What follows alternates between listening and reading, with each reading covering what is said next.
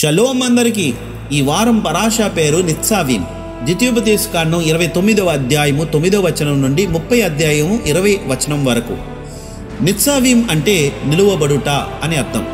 ఇశ్రాయేలు ప్రజలు కనాను దేశంలో ప్రవేశించడానికి ముందు మోషే గారు వారితో చెప్పిన చివరి మాటలను మనం ఈ పరాషాలో చూస్తాం. 29వ అధ్యాయము 13వ వచనంలో ఇలా అన్నారు: మీరందరూ నేడు మీ దేవుడైన హషేము సన్నిధిని నిలిచి ఉన్నారు. మిద్రాషనందు పెద్దలు ఒక ముఖ్యమైన విషయాన్ని గమనించారు ఇక్కడ. అదేమిటంటే, గత వారం పరాషాలో మోషే గారు ప్రజలకు శాపాల గురించి మరియు శిక్షల గురించి హెచ్చరించడం చూశాం. అది జరిగిన వెంటనే ఇప్పుడు ఈ మాటలు చెబుతున్నారు. అప్పుడు వారు ఆ మాటలు విని చాలా భయపడిపోయారు. అందుకే ఈ వారం పరాషాలో మోషే గారు వారికి గుర్తు చేస్తున్నారు, ఇవన్నీ జరిగినా కూడా మీరు ఇంకా ఈ దినమందు ఇక్కడ నిలవబడి ఉన్నారు అని.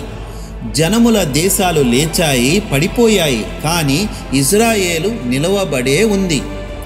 ఇది నిరీక్షణకు ఆధారమైన ఒక సందేశాన్ని ఇస్తుంది. అదేమిటంటే, ఇశ్రాయేలీలకు ఎలాంటి పరిస్థితులు ఎదురైనా దేవునితో వారు కలిగి ఉన్న నిబంధన ఎత్తి పట్టుకునే ఉంటుంది. మిద్రాష్ మరొక ముఖ్యమైన అంశాన్ని తెలియజేస్తుంది. అదేమిటంటే, మోషే గారు కేవలము నాయకులతోనే మాట్లాడలేదు.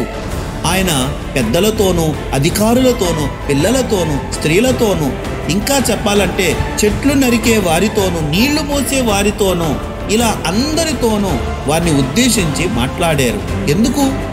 ఎందుకంటే దేవుడు తన నిబంధనను కేవలము శక్తివంతమైన నాయకులతోనో లేక విద్యావంతులతోనో చేయలేదు, కానీ అందరితోనూ చేశారు అని తెలియజేయుటకే. ఆ నిబంధనలో ప్రతి వ్యక్తికి ఒక స్థానం ఉందని, ప్రతి ఆత్మ కూడా ఎంతో విలువైనది అని నేర్పించుటకే.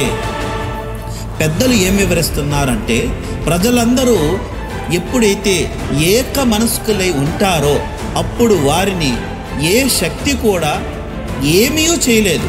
అయితే వారు విడిపోయి చెదిరిపోయినప్పుడు బలహీనులైపోతారు. అందుకే మోషే గారు వారందరినీ కలిపి నిలవబెట్టి ఇలా చెప్పారు: వారి యొక్క భవిష్యత్తు కేవలం నాయకులపైనే కాదు, వారందరి ఐక్యతపై ఆధారపడి ఉంది అని. దీని నుంచి మనం నేర్చుకోవాల్సింది ఏమిటంటే, జీవితం ఎప్పుడు కూడా సవాళ్లను విసురుతూ ఉంటుంది. కొన్నిసార్లు మనం మన పోరాటాల వల్ల చిన్నవారమైపోయినట్లు, గుర్తింపబడలేనట్లు, లేదా కష్ట సమయంలో విచ్ఛిన్నమైపోయినట్లు అనిపించవచ్చు. కానీ ఈ పరాష మనకు నేర్పేది ఏమిటంటే, మనం మన లక్ష్యాన్ని పట్టుకొని ఐక్యతతో ఉన్నంత వరకు మనం ఎప్పటికీ సరి అయినటువంటి దారి నుండి తప్పిపోము. మనలో ప్రతి ఒక్కరూ గొప్ప కాంతికి తోడ్పడే ఒక స్పార్కును మనం కలిగి ఉన్నాము. సృష్టి ప్రణాళికలో అతి చిన్న పాత్ర కూడా ఎంతో విలువైనదే. కాబట్టి ఈ వారం పరాష నిత్సావీం మనలోని ధైర్యముగాను ఐక్యతతోనూ నిలవబడమని చెబుతుంది.